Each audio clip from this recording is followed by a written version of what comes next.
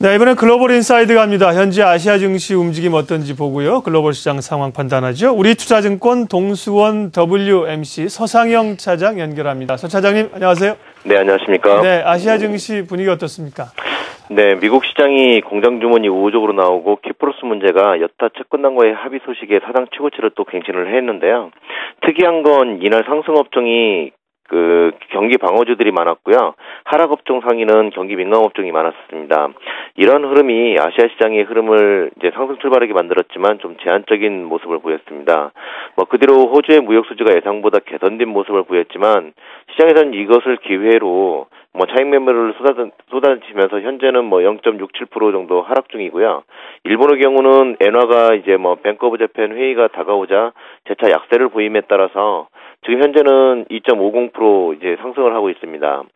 중국의 경우는 서비스업 지수가 개선된 모습을 보였으나 여전히 물량 부담에 대한 부분이 영향을 주면서 강보합세를 보이고 있는 상태입니다.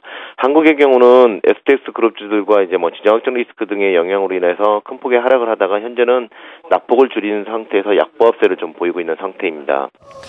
네, 아시아 증시에서도 우리 시장이 좀 약한 모습입니다. 일본은 어제 그제 약세했다 오늘 또 강하게 반등세로 돌려놓고 있습니다. 일본 통화정책회의를 앞두고 좀 기대감들이 있는 것 같습니다.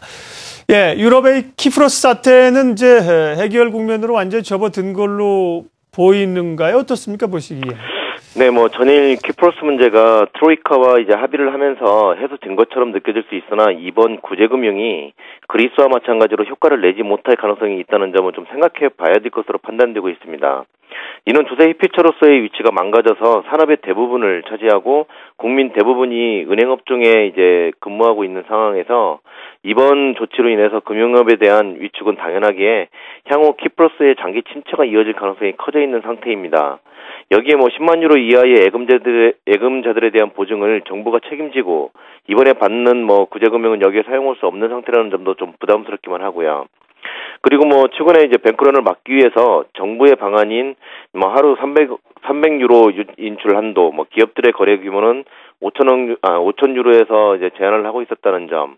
물론 이제 어제 합의를 하면서 이 부분에 대해서는 완화를 해서 25,000유로까지 이제 증액은 했지만 큰 의미는 없는 모습입니다.